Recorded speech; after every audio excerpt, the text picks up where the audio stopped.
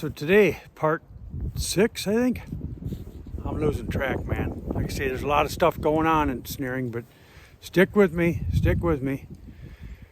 We're imagining it's the end of the season, or you've caught the coyote in this particular run. Once you catch one, let me tell you, they destroy the area at the length of that snare. Highly improbable that you will reuse that location again.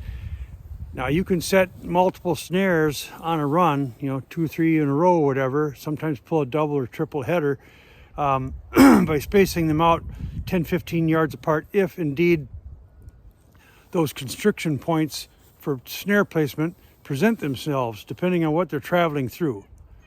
But let's just assume we've caught a coyote. I usually wait till springtime because around here you can't get anything out of the ground until spring. But let's also assume that you took my advice. You placed that marker ribbon in something near that set.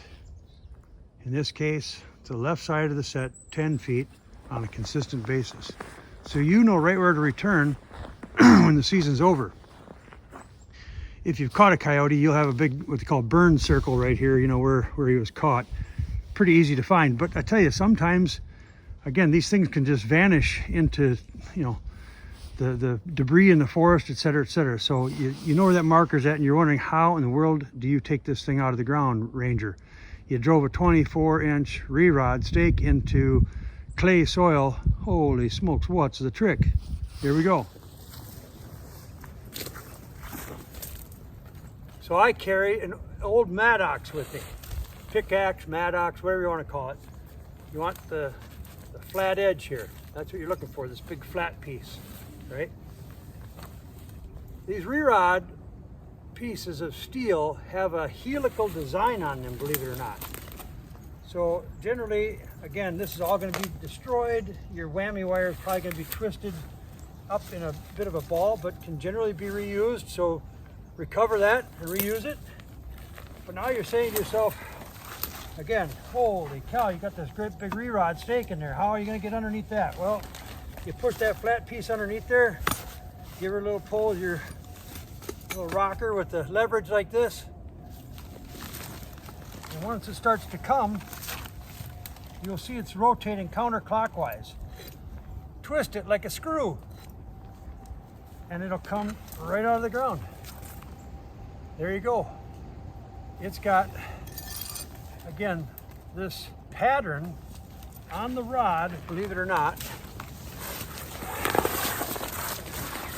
is such that when you pull that out of the ground, it wants to spin in a counterclockwise rotation. And I can get them started and pull that up. And if I just watch which way it's twisting, in this case it's counterclockwise, and you can see the threads that are almost like a screw on there, it'll just come right out of the ground. Even those 36 inchers. But again, I'm generally using the 36 inchers in the swamp, so I'm way down in the muck and a lot of water and crap, and they want to come out easy. That's why I got 36 inchers, but generally on an X pattern or something, I can feel when I'm driving the stake if I'm getting into something solid on a 36 incher, and I have to gauge with the old cranium whether or not that's enough friction and resistance down there to hold that coyote, or whether I should go with a double stake or whatever. So this is how you extract your stakes at the end of the year. And again, you've got your marker over here, so you know where to look when you're retracing your snare line once the snow starts to thaw. Or you could pull them out when there's frost in the ground. They'll come out. It's that helical design really helps with the extraction of these stakes. And now you can recover your swivels, your all the pieces on your snare, and rebuild snares and reuse them. Buy your snares by the first couple, 3, 4 dozen, and now you're almost set for life, because all you gotta do is buy a cable and you can make your own snares. Aha! Another episode. Maybe I'll have to do that, huh? All right, well, I tell you what, I am living it large, I'm living it to the full, I'm keeping things simple, and I'm having fun. How about you? Thanks for watching, thanks for being a viewer, thanks for sticking with me to the end of this series. May not be done yet.